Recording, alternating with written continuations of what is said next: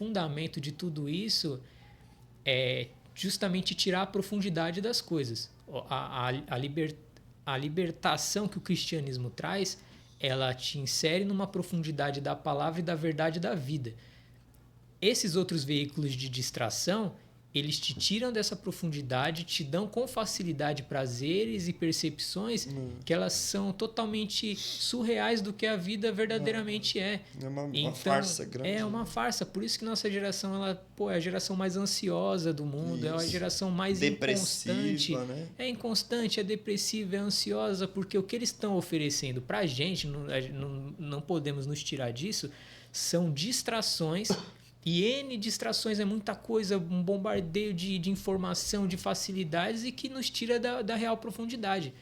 Eu vejo que o papel voltando à pergunta, o papel do cristianismo é nos libertar disso porque te insere num outro caráter de profundidade, que é justamente o que esses veículos de informação ou de distração querem fazer. Eles querem te tirar e te dar facilidades e momentos de prazer e de percepção que foge da realidade.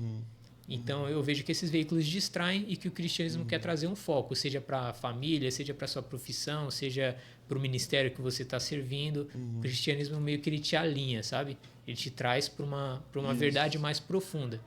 Até mesmo para a gente meditar um pouco, né? Sobre qualquer tema que seja. Hoje em dia tá tão difícil você ver um menino sentado e lendo alguma coisa. Tá tão difícil de ver uma menina pensando até mesmo em entrar em um curso, em uma faculdade, por mais que não consiga.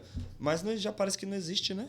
Não existe já esse interesse de estudo, de se aprofundar em alguma coisa, de passar um tempo quieto, de até mesmo a comunhão em família, que nem a gente hoje, com essa comunhão que a gente tem, a gente senta, toma um café, conversa, sem o uso do celular, sem precisar ter uma televisão ligada, né? Sim. E essa sociedade hoje é tão presa, acorrentada, né?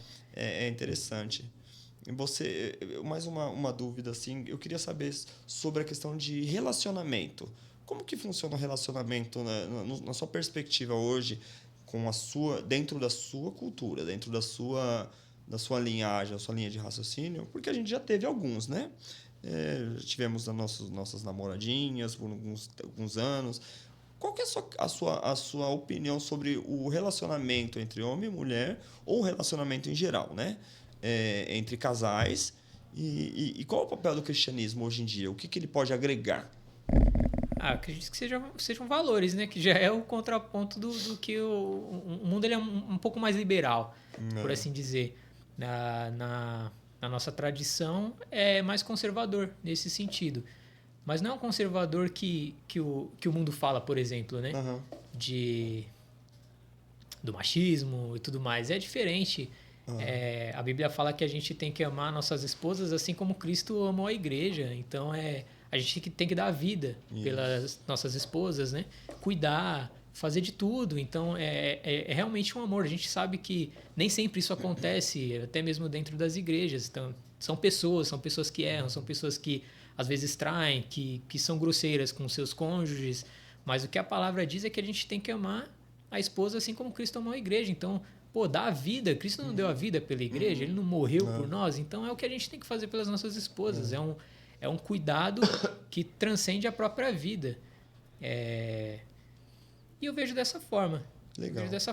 É algo natural, é algo que a gente tem que cuidar, tem que zelar. Eu lembro de um pastor que ele dava alguns exemplos muito bons sobre o jugo desigual. Sim. E o casal ele não tem que andar em jugo desigual. Sim. Não é o jugo de julgar, mas é o jugo daquele lance do cabresto, né? Sim. Então tem que andar o homem e a mulher um do lado do outro, porque se o jugo estiver desigual, um vai estar andando para frente, o outro um pouco mais para trás, um vai olhar para o lado, vai começar a ir para aqui, o outro vai para lá. E não é a proposta. O homem não vai estar à frente, nem a mulher para trás, ou a mulher à frente, uma para trás. É um do lado do outro, cada um com seus valores, os princípios andando em unidade, e essa unidade vai gerar frutos, né? Tanto ministeriais quanto família. Sim. E é um respeito mútuo, né? Legal. Tem que ser a unidade. O casal tem que andar em unidade. Bacana. Deixa eu te perguntar, dentro do seu discipulado, das suas doutrinas, qual que é o seu papel dentro da sua instituição, que é o Bola de Neve, né? Da igreja? Qual que é o seu papel? Quais são as suas funções e suas perspectivas, né? Onde você quer chegar? O que você faz para que você está sendo educado ali dentro e até onde você pretende chegar, se é que tem um limite. Né? Sei. O limite a gente nunca vai saber. Mas, por enquanto, vamos por partes. Né? Eu sou intercessor da casa. A intercessão é um grupo de oração. Então, eu faço parte do Ministério de Oração. Uhum. Fui capacitado para liderança também. Vou começar um processo para liderança. Uhum. Na verdade, já comecei. E eu acredito que o papel do cristão, não só na minha igreja, mas como em todas, é o que o Evangelho pede, que o Cristo pediu: ide e fazer discípulos. E eu acredito que o meu papel lá está sendo esse, de ir e fazer discípulos, não só lá, né? Em outros lugares, não meus discípulos, mas apresentar Cristo, apresentar da forma que me foi apresentada, que é essa forma mais natural, e fazer discípulos dessa forma, trazer essa libertação que a gente falou, desconstruir o que as pessoas acreditam ser o cristianismo, trazer o cristianismo da revelação que eu tive, que é um cristianismo libertador, que ao invés de... Por exemplo, as pessoas acham que quem está na igreja está cativo daquele sistema. Só que eu entendo que, por exemplo, uma pessoa que está viciada na cocaína ou na cerveja, esses estão cativos, esses estão presos. Sim. E na cabeça deles, eles estão livres, mas não estão. Eles estão cativos de um vício, de alguma coisa.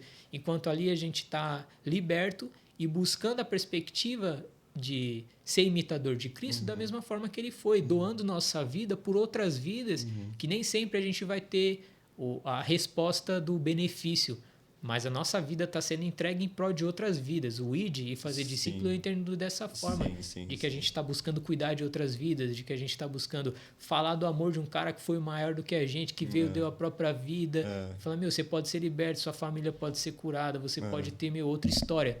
Né? Da mesma forma que foi com você, da mesma forma que foi comigo. É nosso testemunho buscando trazer edificação para a vida de outras pessoas. Então eu entendo dessa forma. Tenta explicar também para o pessoal que está em casa, Thiago, porque assim, muitos dos que me acompanham são muito tradicionais, né? Certo. Só que essas pessoas tradicionais, eu tenho um público no podcast, nas minhas redes sociais, de pessoas da Assembleia, de pessoas por assim dizer, aqueles evangélicos mais tradicionais. Só que esses evangélicos mais tradicionais têm filhos. Tem filhos que usam boné, tem filhos que são tatuados, outros que são roqueiros, outras meninas que estão talvez querendo sair de um estilo de vida. Tenta explicar para essa galera como que é assim no Bola, porque eu sei como é, mas eu queria que você desse a sua perspectiva para essas crianças, para esses adolescentes, para os jovens. O Bola, como que eles recebem? Porque o Bola, eu vejo que o Bola tem bastante gente tatuada, bastante gente de boné. E dá a sua perspectiva para esse pessoal, porque assim, muita gente não quer entrar na igreja por já pensar que não vai ser aceito. Sim. Né? Por já ter essa visão assim. Como que funciona lá? A pessoa entra, ela é bem recebida, ela tem algum tipo de exigência de doutrina em cima de vestimenta?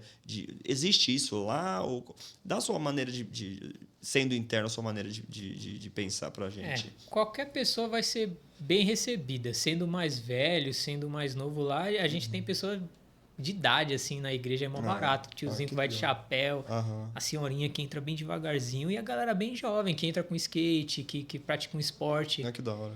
E o interessante é que a igreja... A igreja do Bola de Neve, ela tem uma preocupação, que eu acredito que seja isso que você está trazendo. Ela tem uma preocupação com essa galera. De o quê? De fazer com que elas se sintam à vontade.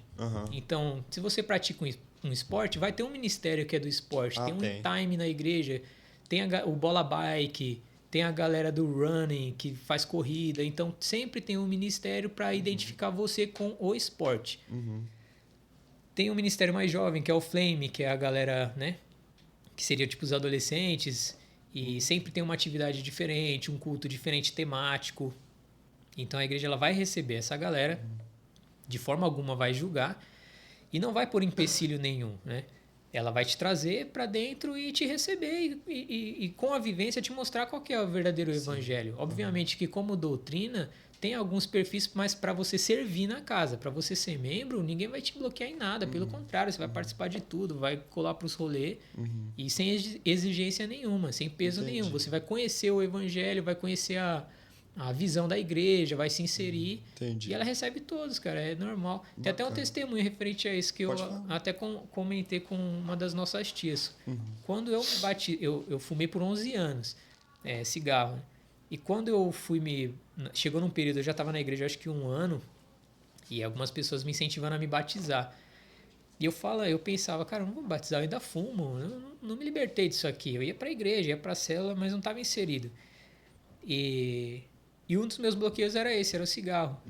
Eu acredito que não seja uma visão da igreja, mas naquele período que eu me batizei, eu fui para o culto, que antes tem uma pregação do pastor e tal.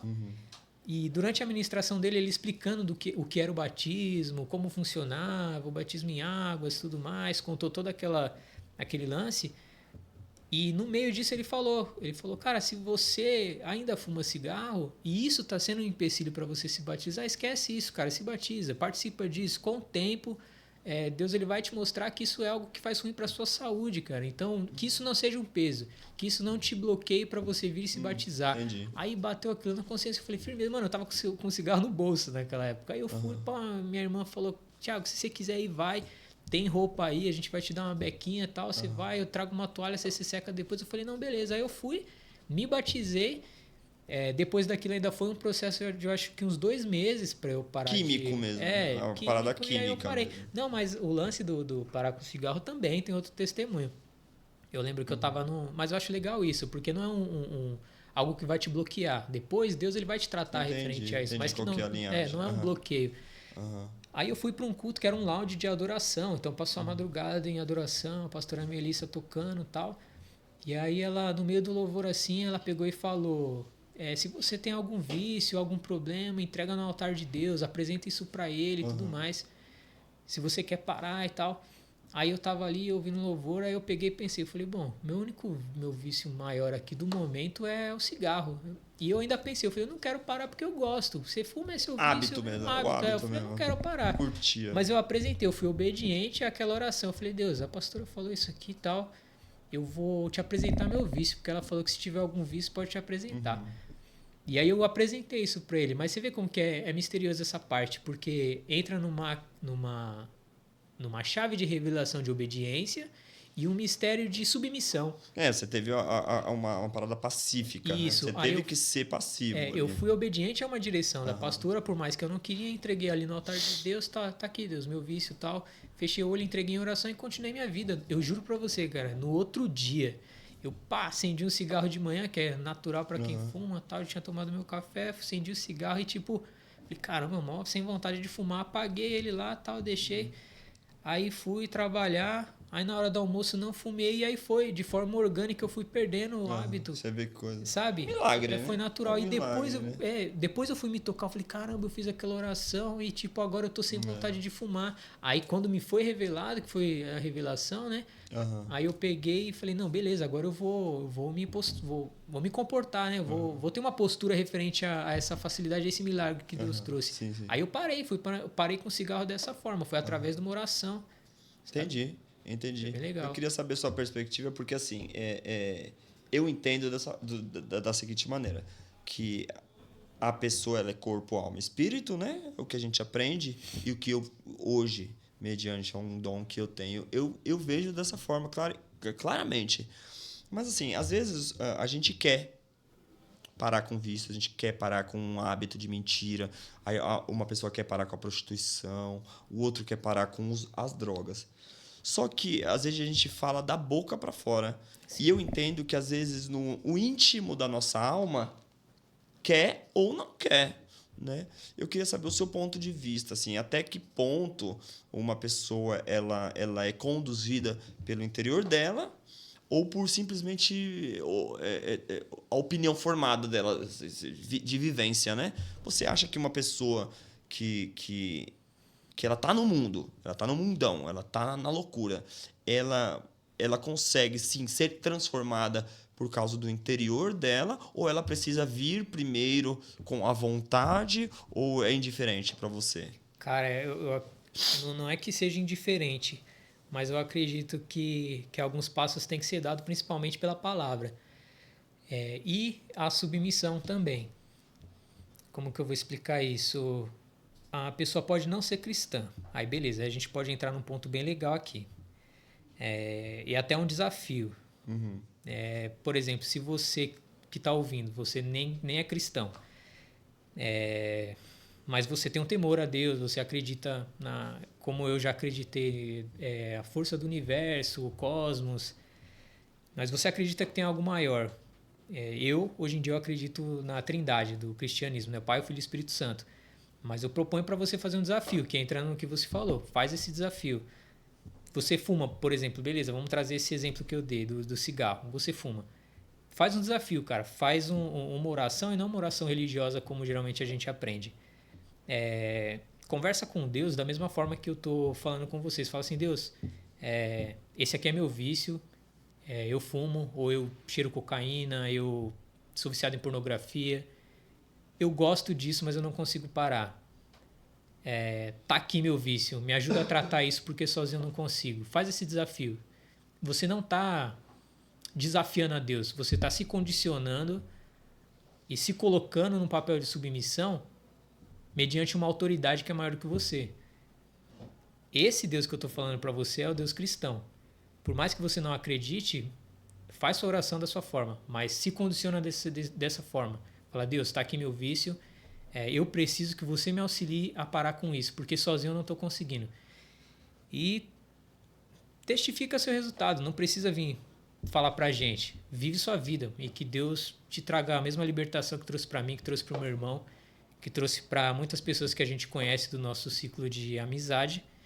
E de uma forma natural você vai ter uma vida edificada na sua família, sua esposa. Pô, você é agressivo com ela, você é ríspido. Fala, Deus, não quero ser esse cara escroto com a minha mulher. Ela cuida de mim. Eu quero ser um homem bom para ela. Me ajuda a ser esse cara, me transforma. Ele vai ver legalidade nas suas palavras.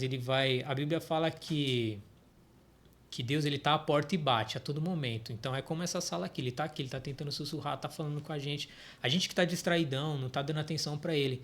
Então se coloca nessa posição de submisso, fala assim, Deus, eu permito que você venha aqui na minha casa e faz essa transformação. Eu permito que você mude meu caráter, eu permito que você mexa nesse meu vício, porque eu não estou conseguindo sozinho. E você vai ver que ele vai trazer um bom resultado na sua vida. E quando você for um servo mais maduro, você vai poder testificar e reconhecer que foi ele que fez. Talvez você vai viver um milagre e vai falar que da hora, minha família está bem. Nossa, eu parei de fumar e vai estar no convívio com seus amigos. Pô, parei de usar droga. Pô, sou mó legal com a minha esposa. E você ainda não vai dar o valor para o trono de quem te proporcionou essa realidade.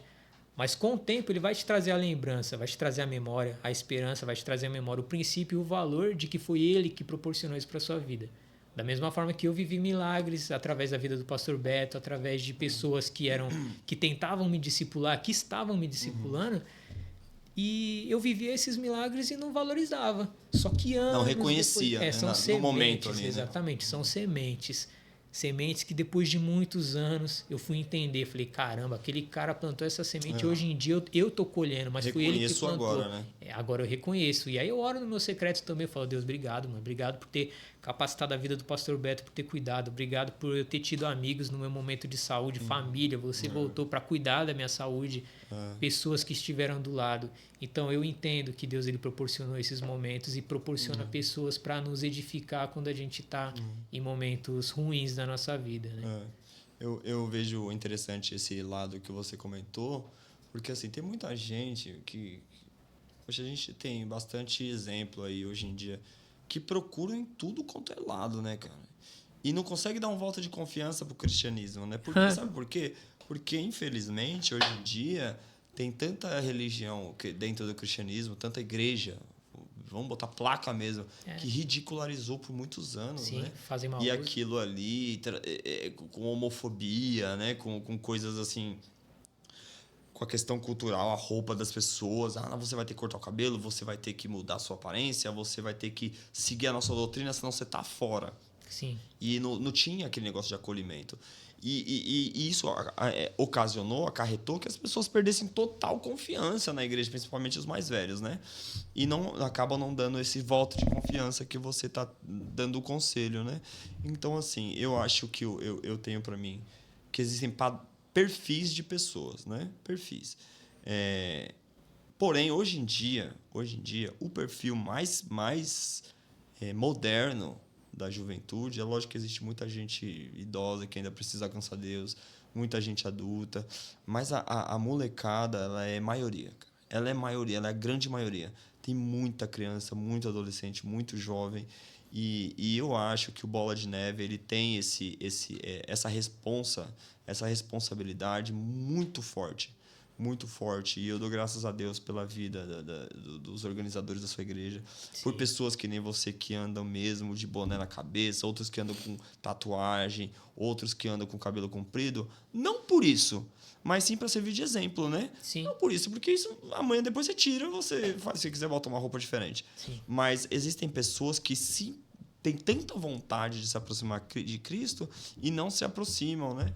E eu queria deixar bem claro aqui, eu não sou, mas eu já fui cabeludo, eu tinha meu cabelo nas costas, já fui louco, roqueiro, já fui bagunceiro. E eu não tinha esse afago, porque não existia igrejas como Bola de Neve. Na minha época, eu tenho 35 anos. E não existia isso. Então, o que mais se aproximava era Renascer, e ainda assim, ainda era bem diferente. E eu agradeço a Deus pelas pessoas da sua igreja, onde te acolheram. A gente teve experiências ruins em igrejas tradicionais. Eu até hoje estou, porque aí eu me sinto bem, né? Mas eu agradeço a Deus pela vida de vocês, né? O quanto isso fez bem para você. Queria perguntar mais uma coisa assim, para a gente encerrar. Qual que você acha que teve alguma diferença na sua vida secular, na sua vida como estudante de religiões alternativas, por assim dizer, para agora, com relação à nossa família? Assim, não precisa dar nomes, né? Mas você acha que teve melhor aceitação? Qual foi a aceitação da nossa família e quais foram os benefícios?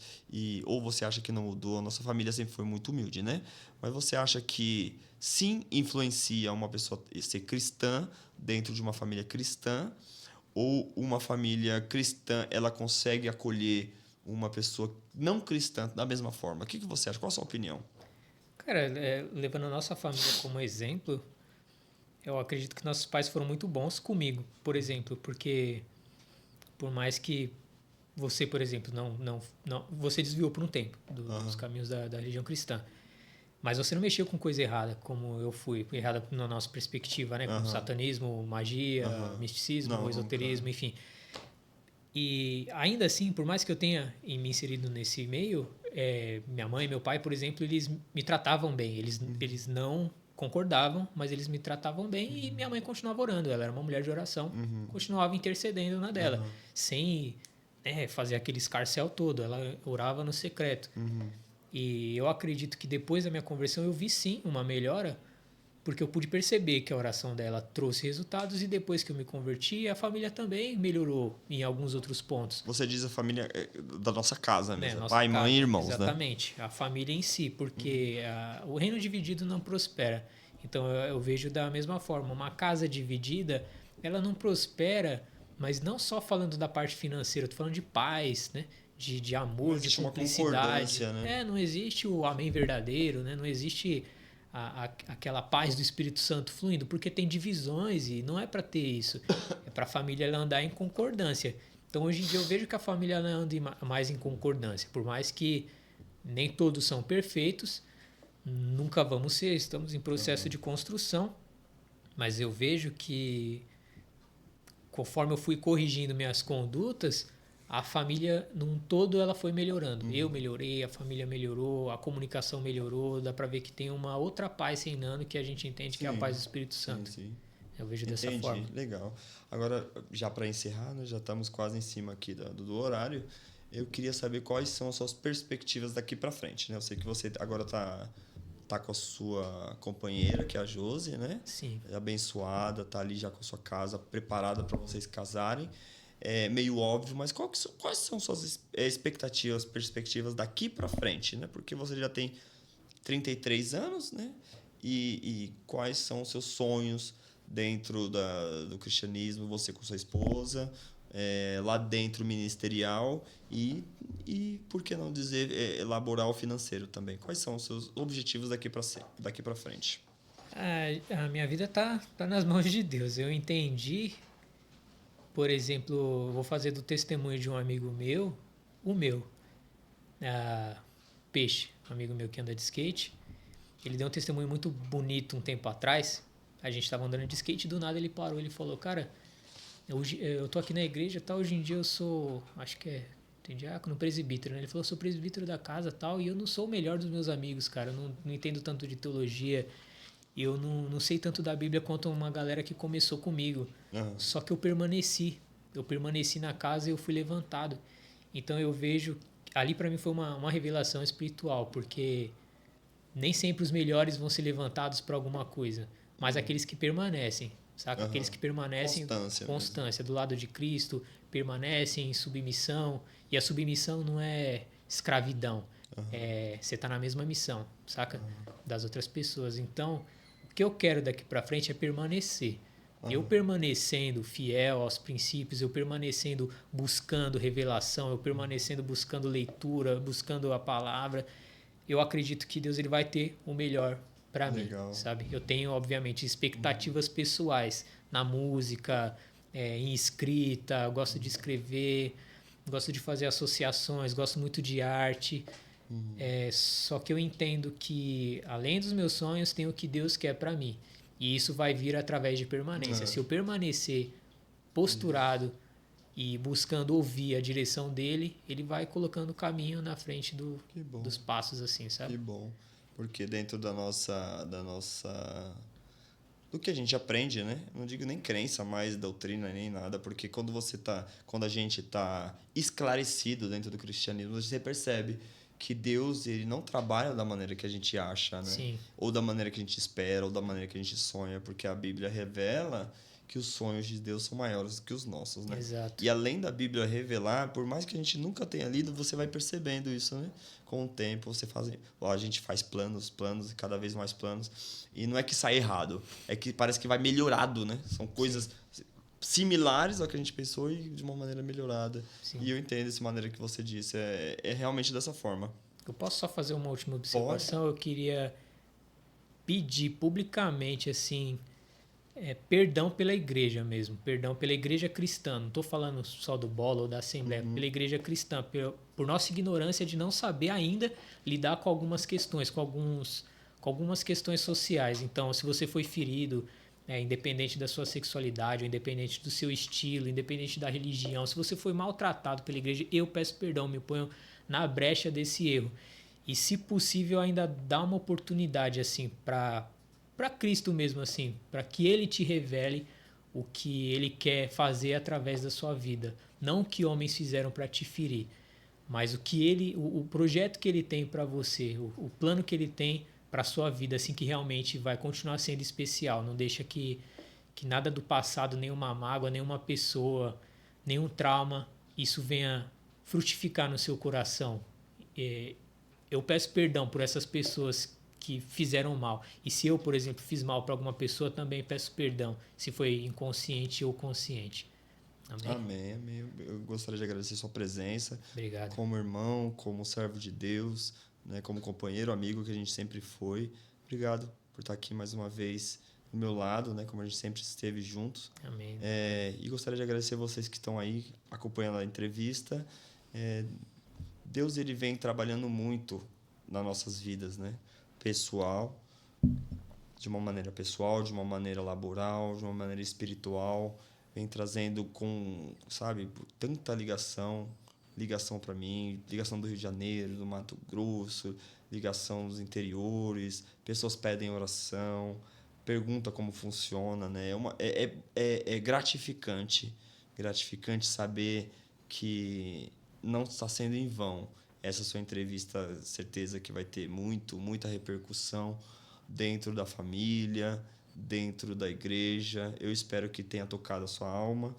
Gostaria de agradecer o tempo de vocês e que as palavras do meu irmão, que as nossas palavras tenham alcançado o mais profundo da alma de vocês, que venha trazendo cura, ministração, paz de espírito, instrução também, né? Porque muitas pessoas têm dúvidas de como é realmente ser o cristianismo, se você vai precisar realmente sair com a Bíblia debaixo do braço ou se você pode ir com um celular e um boné na cabeça, né? Então, ficou aqui as nossas 2 maneiras de pensar e assim virão outros e outros convidados e vocês vão estar aqui junto com a gente. Beleza? Projeto Resgatando Vidas. Tamo junto. Valeu, gente. Obrigado. Até a próxima.